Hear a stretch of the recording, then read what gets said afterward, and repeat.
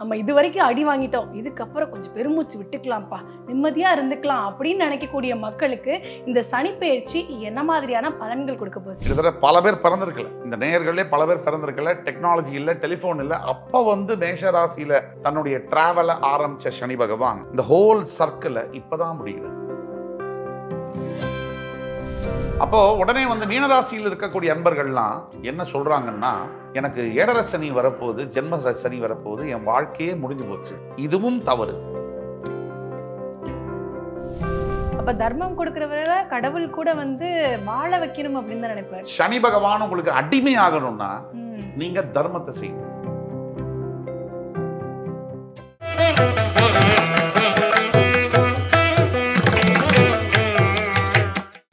TV நேயர்களுக்கு நர்மதாவின் அன்பான வணக்கம். நம்மளுடைய சேனல்ல தொடர்ந்து பல்வேறு விதமான ஆன்மீக தகவல்கள் பார்த்துட்டு இருக்கோம். அந்த வகையில இன்னைக்கு நம்ம பார்க்க போற இந்த ஒரு பதிவு எதை பத்தி இருக்க போகுது அப்படின்னு சொல்லி கேட்டீங்கன்னா, வரப்போற சனி பெயர்ச்சி எந்தெந்த ராசிக்காரர்களுக்கு என்ன மாதிரியான பலன்களை எல்லாம் கொடுக்க போகுது அப்படின்றத பத்தின ஒரு தெளிவான விளக்கம் கொடுக்கறதுக்காக நம்ம கூட இன்னைக்கு ஜோதிடர் சுபாஷ் பாலகிருஷ்ணன் அவர்கள் இணைஞ்சிருக்கிறாங்க. வணக்கம் சார். வணக்கம் சார். எனக்கு வந்துட்டு உங்களை பார்த்த உடனே ஒரு பயங்கரமான ஒரு ஆனந்தம் சார். பல வருடங்களுக்கு முன்னாடி வந்து உங்களை நான் இன்டர்வியூ எடுக்கும்பொழுது ஃபேக்ட் எல்லாம் அப்படியே டப்பு டப்பு டப்பு டப்புன்னு அடிக்க வச்சிருந்தீங்க. கீழே கமெண்ட் செக்ஷன்லாம் பறக்க விட்டுருந்தாங்க பயங்கரமா. மீண்டும் இந்த கூட்டணியில நான் வந்து உங்களை இன்டர்வியூ எடுக்கிறதுக்கு ரொம்ப ரொம்ப சந்தோஷம். எனக்கு ரொம்ப சந்தோஷம். நல்ல நினைவு இருக்கு. கோவிட் லாக்டவுன்ல எஸ் சார், நம்ம 2 பேரும் 27 நட்சத்திரம் ஒரே டேக்ல எடுத்தீங்க. ஆமா சார். அதனால ரொம்ப மகிழ்ச்சி. உங்களோட வந்து கலந்துரையாடுறது என்பது ஒரு பெரிய வரம். ஐயோ சார், உங்களோட நாங்க பேசுறதுல ரொம்ப சந்தோஷம் தான். திருவருள் டிவி ரொம்ப சந்தோஷப்படுது சார். ஒரு நல்ல ஜோதிடரா அடையாளப்படுத்துறதுல, அடையாளப்படுத்தணும் கூட அவசியம் இல்லை, மக்களுக்கு எங்களுடைய சேனல் வழியாக உங்களுடைய முகத்தை காட்டுறதுல ரொம்ப சந்தோஷம் சார். சார், இப்போ வந்து மக்கள் எல்லாரும் வந்துட்டு அப்பா நமக்கு வந்து இப்போ சனிப்பெயர்ச்சி வரப்போகுது, நம்ம இது வரைக்கும் அடி வாங்கிட்டோம், இதுக்கப்புறம் கொஞ்சம் பெருமூச்சு விட்டுக்கலாம்ப்பா, நிம்மதியா இருந்துக்கலாம் அப்படின்னு நினைக்கக்கூடிய மக்களுக்கு இந்த சனிப்பெயர்ச்சி என்ன மாதிரியான பலன்கள் கொடுக்க போகுது சார்? ஏன்னா வந்து 12 ராசிக்காரர்களுமே இந்த ராசிலேருந்து அந்த ராசிக்கு மாறுறாரு, அதெல்லாம் சரிப்பா, 12 ராசிக்கு எப்படி இருக்க போகுது அப்படின்றத தெரிஞ்சுக்கிறதுல ரொம்ப ஆர்வமா இருக்கிறாங்க சார். ரொம்ப சந்தோஷம். அதாவது இந்த சனி பயிற்சியானது முக்கியமாக நம்ம கவனிக்க வேண்டியது, ராசிகளுக்குள்ள நம்ம போகிறதுக்கு முன்னாடி இந்த சனி பயிற்சி அதுக்கு என்ன சிக்னிஃபிகன்ஸ், அதாவது இதில் என்ன வந்து ஒரு ஸ்பெஷாலிட்டி, சனி பகவான் யார், இது ரெண்டும் நம்ம தெரிஞ்சிட்டோம்னா பொதுமக்களுக்கு எதிர்நோக்கி வரக்கூடிய ஃப்யூச்சர் லைஃப்பில் வந்து எதை ஆன்டிசிபேட் பண்ணணும், எதை பண்ணக்கூடாதுங்கிறதுல ஒரு கிளாரிட்டி வந்து கிடைக்கும். அதாவது ஒரு தெளிவு இருக்கும். இந்த சனிப்பெயர்ச்சி என்ன அப்படின்னு பார்த்தீங்கன்னா, திருக்கணித பஞ்சாங்கப்படி மார்ச் 29, 2025 வரக்கூடிய சனிப்பெயர்ச்சி கிட்டத்தட்ட 30 வருஷமா, எக்ஸாக்ட்லி 3 தலைமுறைகளுக்கு முன்னாடி மேஷராசியில் தன்னுடைய பயணத்தை ஆரம்பித்த சனி பகவான் கிட்டத்தட்ட பல பேர் பிறந்திருக்கல, இந்த நேயர்களே பல பேர் பிறந்திருக்கல, டெக்னாலஜி இல்லை, டெலிஃபோன் இல்லை. அப்போ வந்து மேஷராசியில் தன்னுடைய டிராவலை ஆரம்பித்த சனி பகவான் இந்த ஹோல் சர்க்கிளை இப்போதான் முடிகிறது. ஸோ 1995 அப்ராக்சிமேட்டாக அந்த இயரில் சனி தன்னுடைய ட்ராவல் ஆரம்பித்தவர் 94-95 பீரியடில் 30 இயர்ஸ்க்கு அப்புறம் இப்போ வந்து மீனராசியில் வந்து அடைகிறார். அப்போது எவ்வளோ சிக்னிஃபிகண்ட்டான ஒரு பயிற்சி. ஏன்னா நீங்கள் காலபுருஷ தத்துவத்தை விட்டுட்டு அஸ்ட்ராலஜியை பற்றியோ ஜோதிடத்தை பற்றியோ வாழ்க்கையை பற்றியோ பேச முடியாது. காலபுருஷ தத்துவம்னா என்னன்னா, ஜென்ரலி மேஷம் என்பது முதல் இடம். காலபுருஷன்னா சிவபெருமான், அவருடைய டிராவல் ஆரம்பிக்கக்கூடிய காலம் அப்படின்னா என்னன்னா, தெய்வம் யாருன்னு நம்ம கேட்டாங்க. நான் ஒரு 2 நிமிஷம் எடுத்துக்கிறேன், தப்பா எடுத்துக்கிறேன். தெய்வம் யாருன்னா, காலத்தால் கட்டுப்படாத எதுவுமே தெய்வம். அப்ப காலத்துக்குள்ள கட்டுப்படாதது எய்தர் முன்னாடியும் இல்லை பின்னாடியும் இல்லை, பர்த்தும் இல்லை டெத்தும் இல்லை, எக்ஸ்பைரி டேட் இல்லை, இது வந்து தெய்வம்னு சொல்லும். எது ஒன்றுக்கு டைம் முன்னாடியும் இல்லை பின்னாடியும் இல்லையோ அது கடவுள். காலத்துக்குள்ளே கட்டுப்படுறது மாத்திரை, மனுஷன், டேபிள், இந்த உலகம், சேரு, காலத்தால் கட்டுப்படாதது பிரபஞ்சம், இந்த பஞ்சபூதங்கள். இது காலம் கிடையாது. இதுக்கு காற்று வந்து 50,000 வருஷம் முன்னாடி இருக்கும், சிரஞ்சீவியாக இருக்கக்கூடியது. சுவாசம் அந்த மாதிரி வந்து அந்த காலபுருஷன் சிவனுடைய ஆரம்ப புள்ளி தான் மேஷம்னு சொல்கிறோம். அந்த மேஷத்துலேருந்து ஆரம்பித்து 12 வீடுகளை தாண்டி மோட்சஸ்தானம்னு சொல்லக்கூடிய மீனத்தில் வந்து 94-95 ஆரம்பித்தவர் இப்போ அவங்களுக்கெல்லாம் புள்ளக்குட்டியெல்லாம் பிறந்து அந்த குழந்தைங்களுக்கெல்லாம் இப்ப வந்து மீனத்துல வந்து அடைகிறார். அப்படிப்பட்ட சிக்னிஃபிகண்டான சனிப்பயிற்சி தான் இந்த சனிப்பயிற்சி அப்படிங்கிறது அதை முதல்ல நம்ம கிரகிச்சுக்கணும். செகண்ட் வந்து சனி பகவான் யாரு அப்படின்னு பார்த்தோம்னா, மூச்சு காத்து அப்படிங்கிறது சனி. ஒரு உயிர் வந்து உள்ள வரணும்னு சொன்னா 4 கிரகங்கள் இருக்கணும். தூக்கிட்டு போகும்போது 4 பேர் வேணும். கண்டிப்பா. அந்த 4 கிரகங்கள் எது அப்படின்னா, மூச்சு காத்துனா சனி பகவான், அதை கொடுக்கக்கூடியவர். ஆத்மா உயிர் அது சூரியன். சூரியன் ஒளி வரலன்னு சொன்னா செடி பூண்டு புல் எதுவும் முளைக்காது. உயிரை ஜனிக்கிறது யாரு? சூரியன் படைக்கிறது. ராகு வந்து யம தர்மன், கேது வந்து மோட்ச காரகன்.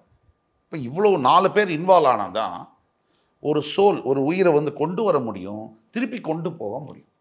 அதனால தான் பல தடவை இல்லை மூச்சு பேச்சு இல்லை, 2 அமுத்தனோடனே மூச்சு வருது திருப்பி. அப்போ உயிர் போனாதான் அப்படின்னா சூரியன் வெளில போனாதான் அந்த உயிர் வந்து போகும். மூச்சு போனாலும் உயிர் போகாது. அப்போ இந்த சனி வந்து மூச்சு காத்து. பாருங்க ஒரு அதிசயம், நம்ம வாழ்க்கை முழுக்க சம்பாதிச்சு வாங்கின டபுள் பெட்ரூம் ஃப்ளாட்டுக்கு 50 லட்சம் ரூபா கொடுக்குறோம். ஆனால் மூச்சு காத்துக்கு எந்த விலையுமே இல்லை. 2 நிமிஷம் அது இல்லைன்னா உயிரோட இருக்க முடியாது. கடவுள் பாருங்க ஃப்ரீயாக கொடுத்துட்டாரு. அது உலகம் முழுக்க எப்போ வேணா அன்லிமிட்டெடு. ஏன்னா அதுக்கு ஏதாவது சார்ஜ் வச்சிருந்தாருன்னா நம்ம ஆளுங்க அதுக்கு 2000 கோடி போட்டாலும் போட்டிருப்பாங்க.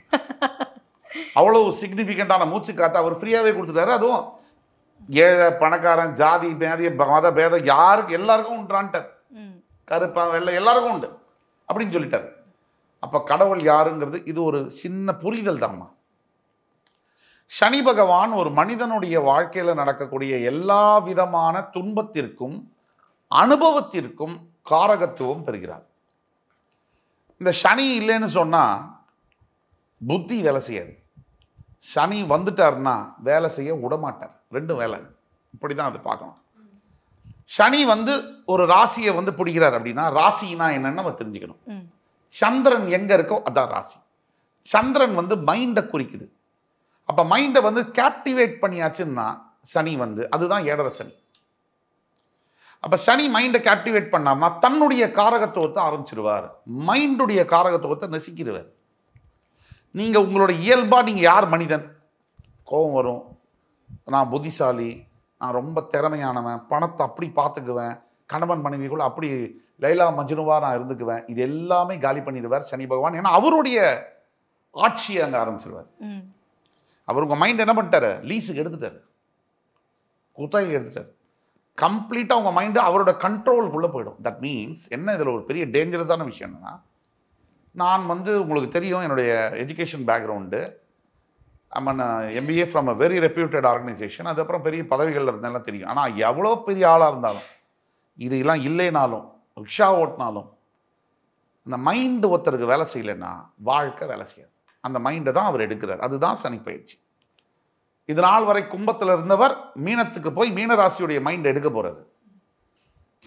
அப்போ உடனே வந்து மீனராசியில் இருக்கக்கூடிய அன்பர்கள்லாம் என்ன சொல்றாங்கன்னா, எனக்கு 7.5 சனி வரப்போகுது, ஜென்ம சனி வரப்போகுது, என் வாழ்க்கையே முடிஞ்சு போச்சு. இதுவும் தவறு.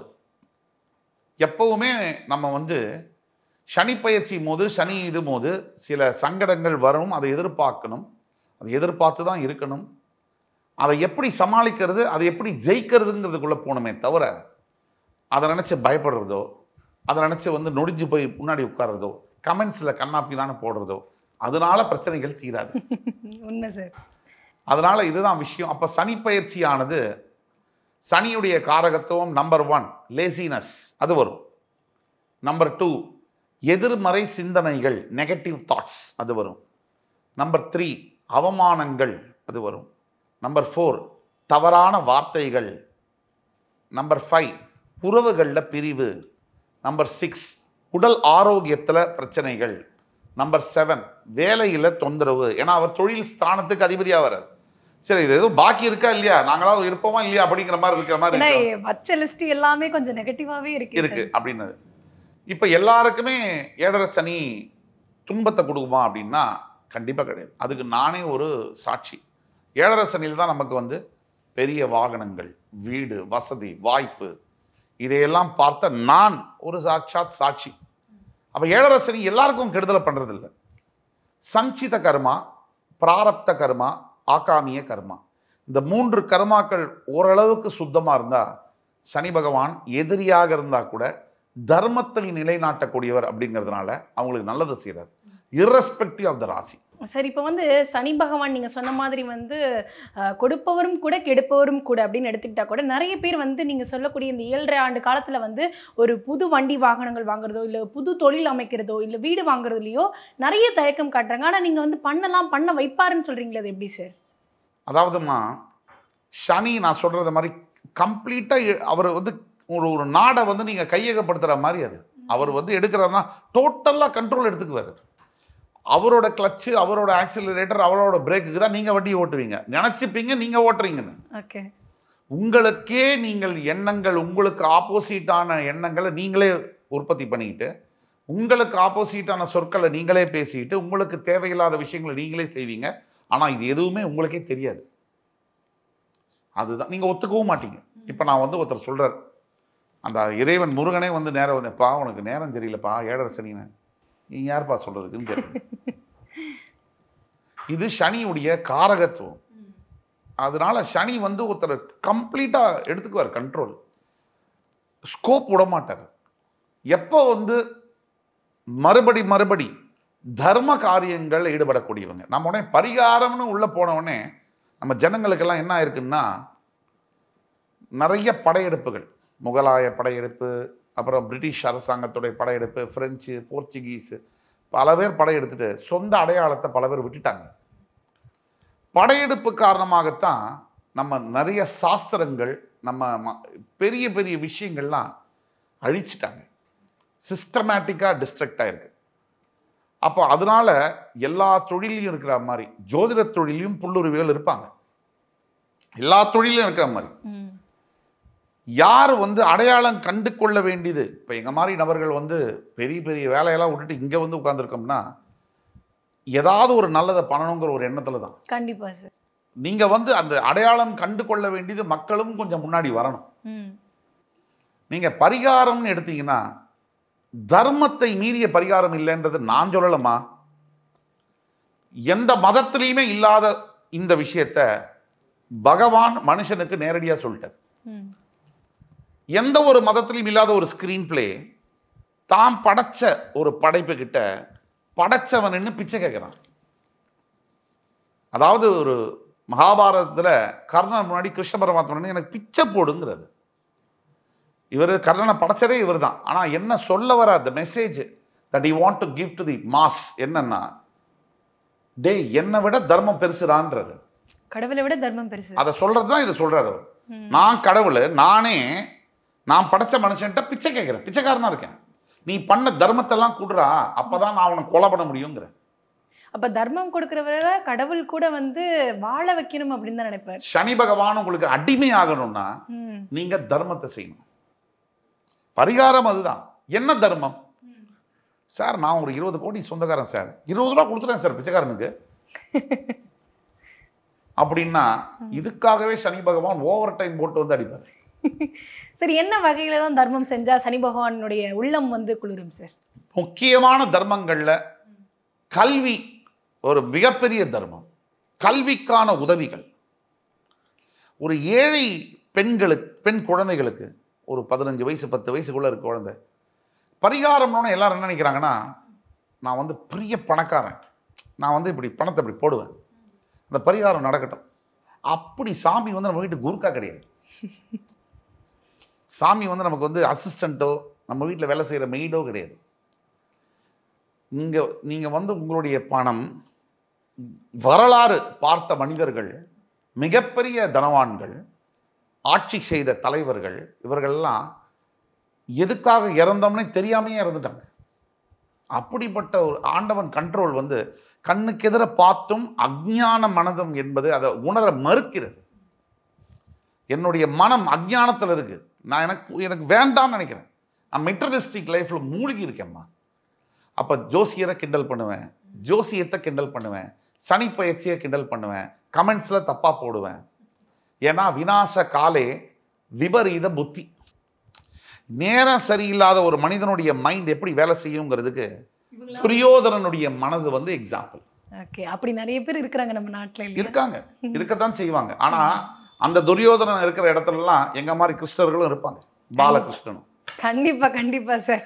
அதனால நல்லதை நம்ம சொல்ல நினைக்கிறோம், எல்லாரும் ஒத்துக்கணுங்கிற அவசியம் இல்லை. உண்மை சார். கண்டிப்பா எந்த ஒரு துறையிலையும் புஷ்பேக் இருக்கும். அப்ப இந்த சனி பயிற்சியில் ரொம்ப முக்கியமானது சனி பகவானுடைய காரகத்துவங்கள். இந்த சனியுடைய காரகத்துவங்கள் ஒரு மனிதனை எந்த அளவிற்கு காப்பாற்றும் அப்படின்னு சொன்னா, அந்த அளவுக்கு நன்மைகளை செய்யக்கூடிய கிரகம் தான் சனி பகவான். சனி கொடுப்பார், எவர் தடுப்பார். அவர் கொடுக்க ஆரம்பிச்சுட்டா எல்லாத்தையும் கொடுப்பார். முதல் ராசியா இருக்கக்கூடிய மேஷ ராசிக்காரர்களுக்கு என்னென்ன கொடுக்க போறார், என்னென்ன கெடுக்க போறார், அவங்க எப்படி நடந்துக்கணும் சார்? இப்ப சனி பகவான் மேஷ ராசியை பொறுத்த வரைக்கும் செவ்வாய் அதிபதியா வருவதனால் அவர் எதிரி தான்.